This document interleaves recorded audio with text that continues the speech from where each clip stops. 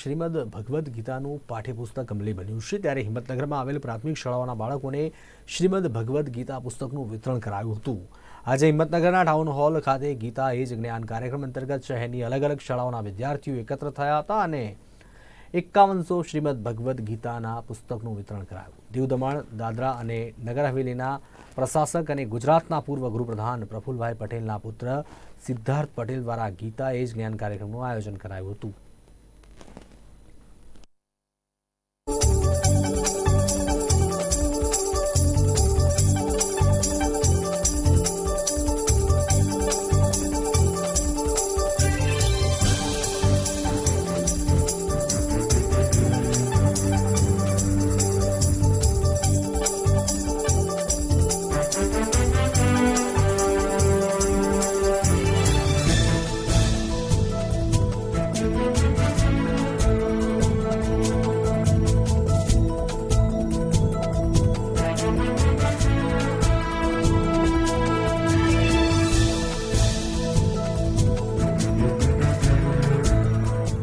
આજે આપણે શામળાજી ટ્રસ્ટના આપણા મેમ્બર માનનીય સિદ્ધાર્થભાઈ પટેલ મારફતે જે ગુજરાતના મુખ્યમંત્રી ભૂપેન્દ્રભાઈ પટેલ સાહેબની સરકારે વડાપ્રધાન શ્રી મોદી સાહેબના આશીર્વાદથી જે આપણી શાળાઓ છે, શાળાઓમાં ગીતાનું જ્ઞાન થાય, ધર્મનું જ્ઞાન થાય એ માટે જે આ કોર્સ દાખલ કરવા નક્કી કર્યું છે, એના ભાગરૂપે આજે અહીંયા પણ એક સરસ મજાનો આ કાર્યક્રમ લગભગ રાઉન્ડ અબાઉટ 1000 બાળકોના માટે આજે અહીંયા ગીતાનું વિતરણ કરવામાં આવ્યું છે।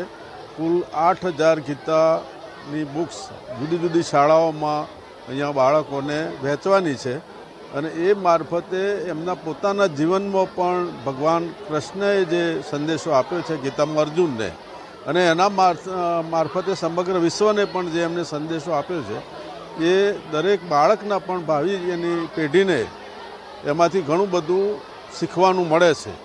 એટલે આવું સંસ્કૃતિ જે વરેલો આપણો દેશ છે તો એમાં બાળપણથી જ આ બાળકો પણ તૈયાર થાય અને એમને બીજી પ્રવૃત્તિઓ જે કંઈ હોય એની સાથે આ એક પણ પોતાના જીવન જીવવાની કળા છે, એ જીવન જીવવાની કળા પણ આ ગીતામાંથી આપણને મળે છે। એટલે એના ભાગરૂપે આવું સરસ મજાનું સરાહનીય કાર્ય સિદ્ધાર્થભાઈ પટેલે કર્યું છે। એમને હું મારા તરફથી અને સમગ્ર જનતા તરફથી અભિનંદન પાઠવું છું।